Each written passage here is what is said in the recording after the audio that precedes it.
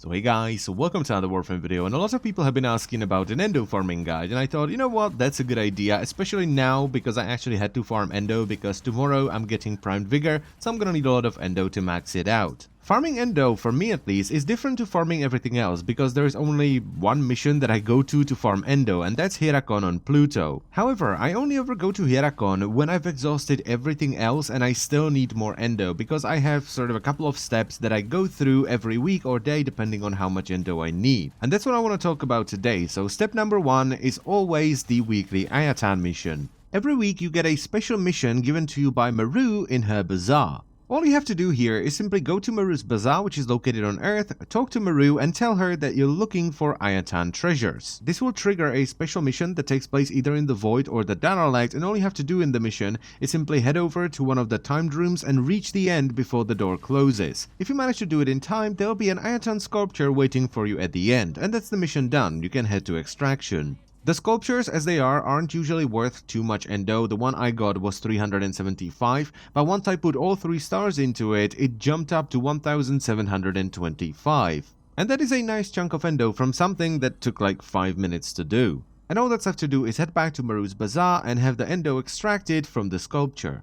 Now, one thing here, if you don't need the Endo right away, I would actually save the sculptures because right now it costs credits to extract the Endo from them, but on the last dev stream they were talking about removing the credit cost. After that's done, I head over to Sorties because while the majority of people, including me, do Sorties to get legendary cores and ribbons, let's face it, we're probably gonna get Endo or a lens. So I simply blast through all 3 of the sorties, which most of the time takes somewhere between 10 to 20 minutes, and at the end I either get real lucky and I get a legendary core or a ribbon, or I get a lens, or I get Endo, 2000 or 4000, and on the last dev stream they were also talking about removing the 2000 Endo reward and replacing it with an Ayatan sculpture that will sell for 2000 Endo at base, but you can add more stars to it and make it sell for more. Now, after I'm done with sorties, I do one more thing before I head to Herakon, and that's Syndicate Missions. And I usually just do the non-endless ones, so Exterminate, Capture, Rescue, and Sabotage. Now, you might be asking, well, why the hell would you do Syndicate Missions to get Endo?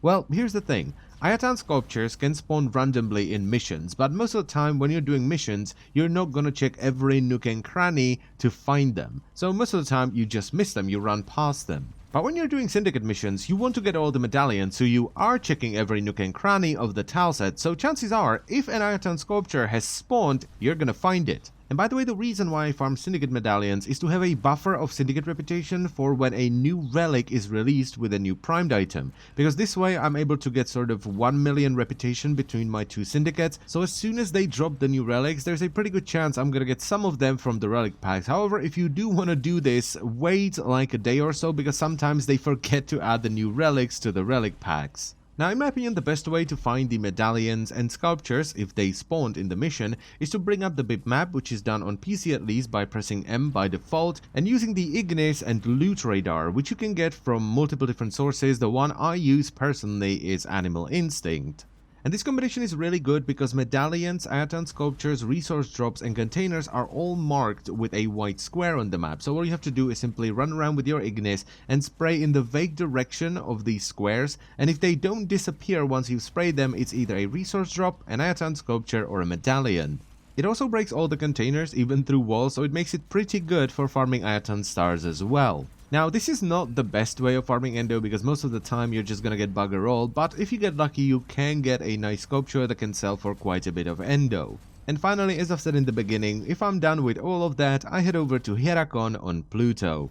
And the reason I go to Herakon is because of Rotation A, which is Excavators 1 and 2, 5 and 6, 9 and 10, and so on and so on and so on, have a chance of rewarding you with a 400 Endo pack. Though sometimes the RNG may not be on your side and it feels like you're kinda getting shafted because you just do a ton of excavators and it's credits, credits, credits, credits, credits, and it kinda gets frustrating, but it's still a really good way of getting Endo, especially if you land in a group that wants to do a 2k run, so you do 20 excavators, or a 1.2k, so you do 12, there's a pretty good chance you're gonna get at least 1 Endo pack there. And let us not forget that by doing all the previous things, we're going to get a ton of duplicate mods, so head over to your mod station or whatever it is called, sort them by duplicates and dissolve them into Endo.